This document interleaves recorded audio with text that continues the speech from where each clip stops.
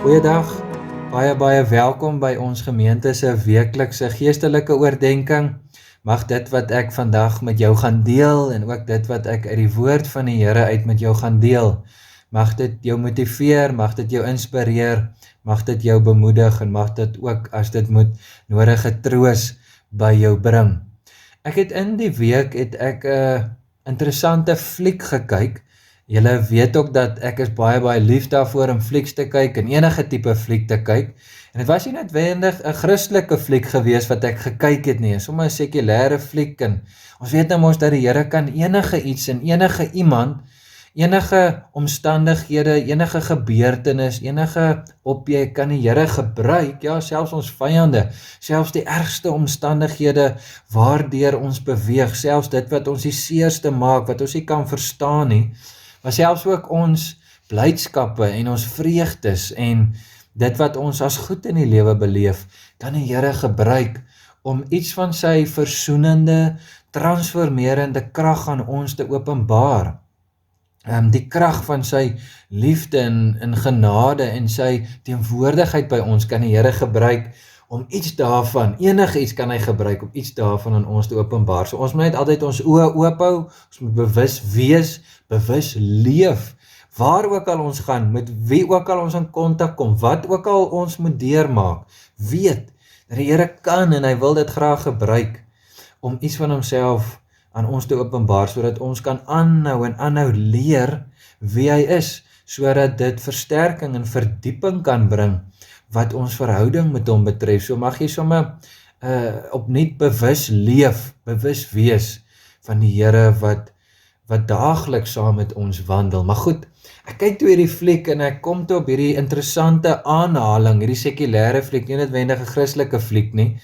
En die karaktere in die fliek sê hierdie aanhaling en dit bly my nog die hele tyd by en ek wil dit graag met jou deel vandag as 'n oordeenking, as 'n stukkie geestelike toerusting.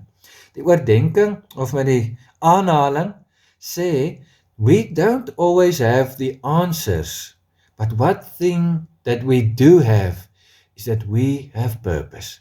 We don't always have all of the answers, but one thing that we do have is that we have purpose. So nou in eenvoudig in Afrikaans vertaal en met so 'n bietjie interpretasie by, ons het nie die antwoorde altyd op die moeilikste vrae wat daar in hierdie lewe gevra word nie. Dinge wat ons nie kan verduidelik nie, wat ons nie kan uitpleis nie, dinge wat ons de mekaar maak, wat ons onseker laat, hoekom mense lyding moet deurmaak, verlies moet verwerk, verlies op 'n klomp vlakke, spanning moet beleef, konflik, vernietigende konflik moet leef, en so gaan die lys aan en aan, maar ons het nie altyd die antwoorde op hierdie dinge nie, en dan sê hierdie gesegde, maar daar is iets, hierdie aanhaling, maar daar is iets wat ons het, en dit is dat ons het betekenis, ons het waarde, ons het 'n doel. Nou, dit lei my na 'n teks toe, daar in 1 Petrus hoofstuk 2, en ek gaan vir julle vanaf vers 9 lees, vers 9 en 10, jy kan dit self gaan lees daar by die huis ook, as jy die Bybel by jou oop het, 1 Petrus 2, hoofstuk 2, vers 9 en 10. Dis die boodskapvertaling wat ek vir jou lees. Die opskrif van hierdie gedeeltetjie sê, God het julle spesiaal uitgekies. Van julle is net die teenoorgestelde egter waar. God het julle in die besonder vir hom gekies.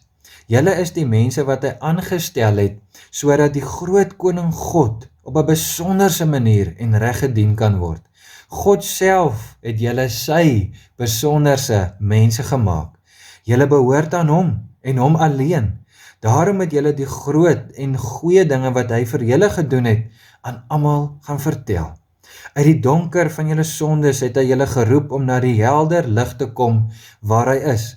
Voorheen was julle soos boemelaars met wie niemand iets te doen wou hê nie, maar nou is julle God se mense. Julle het voorheen nie geweet wat liefde en goedheid regtig beteken nie, maar julle het by God daardie liefde en goedheid leer ken. En dan kan jy nou aangaan in hierdie aangrypende teksgedeelte dan tot aan die einde van vers 12 gaan lees. Maar ek wil graag vandag sommer maar net as 'n stukkie bemoediging en versterking vir jou kom sê, As daar iets is in jou lewe wat voel, maar dit steel jou purpose, dit steel jou betekenis, dit steel jou waarde, en dalk die gedagte van 'n roeping, jy is geroep, jy voel geroepe tot iets in jou werk, as ouer, as kollega, as dogter of seun of pa of ma, of wat ook al die geval mag wees, wat 'n rol jy beklee waarin jy 'n roepingselement ervaar. En jy voel dalk iets in hierdie tyd waarin ons leef, het sy dit nou die inperking is, en het sy dit nou vir jou is die finansiële verknorsing waarin ons land is, of wat ook al die geval mag wees, en jy voel dit kom steel jou purpose, dit kom steel jou betekenis. Wel, ek sal met jou vandag kom versterk deur hierdie teksgedeelte om vir jou te sê, maar dit is alright, dat ons het nie altyd die antwoorde op die moeilikste vrae wat daar in hierdie lewe gevra word nie. Maar dit is okay. Dit is okay om nie alles hoef te weet en te kan weet nie.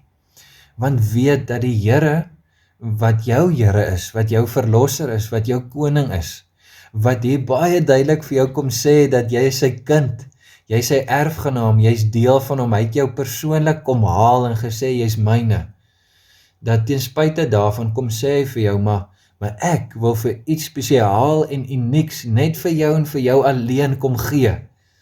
En dit is hierdie absolute, ongekende, pryslose waarde, wat niks en niemand en enigiets in hierdie wêreld van jou af kan afrokkel nie. Nie eers die vyand kan dit doen nie. Die vyand wil graag jou purpose kom steel in hierdie lewe. Maar die Here wil vir jou 'n betekenis kom gee. Hy wil waarde kom toevoeg aan jou lewe. Hy wil vir jou 'n roeping kom gee, 'n plek kom gee in hierdie samelewing waar jy voel jy hoort. En dit is dat jy sy kind is. Dit is dat jy 'n koninkrykskind is, 'n koninkryksrolspeler is. Jy het 'n belangrike rol om te speel in die koninkryk, en as jy dit nog nie weet nie, wonderlik, mag die Here jou lei deur sy gees om te ontdek wat dit is. Maar moenie dat mense, vyande, omstandighede, sake, die nuus, die politiek, ons landse situasie, ons dorpse situasie, of wat ook al dit mag wees, mense se opinies oor jou, mense se oordeel, moenie dat dit jou purpose kom steel nie. So my gebed vir jou in hierdie res van die week wat voor lê is, mag jy sommer opnuut ontdek en daaroor opgewonde raak, dat die Here vir jou betekenis gee, en gaan wandel in sy woord, en weet ook dat God wandel met jou deur sy woord. En mag jy sommer opnuut in die woord van die Here, en deur bewus te leef, en bewus te wees van hy kan enige iets en enige iemand gebruik om iets van homself aan jou te openbaar, mag jy sommer opnuut weer opgewonde raak oor die purpose wat jy daardeur ontdek.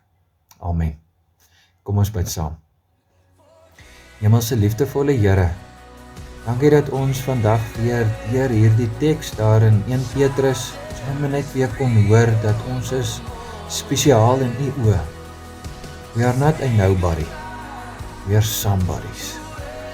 Dankie Here dat U vir ons 'n ewige waarde in ons lewens kom gee het. Mag dit ons hele lewe deurspoel, en mag dit ons verander. Mag dit ons opnuut rig om ons denke te verander, ons houding, ons optrede teenoor mense. Mag dit ons help om ons rol net meer en meer te ontdek as koninkrykskinders, as kinders van U. Dankie Here vir hierdie gedagte vandag. Ons gee aan U al die eer, ons loof en prys U naam daarvoor. Amen. Dankie dat jy weer saam met my vandag gekuier het.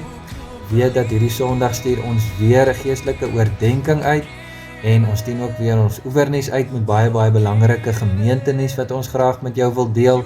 Eerskomende Sondag gaan ons weer erediens hou. So indien jy graag die erediens om 10:00 die oggend wil bywoon, skakel asseblief die kerkkantoor, maak jou bespreking, en dan sien ons uit om jou te verwelkom weer by die kerk. Mooi dag vir jou, geseënde dag vir jou, en mag die Here jou sommer opnuut verras deur wie hy is en wat hy graag vir jou beplan het. Totsiens.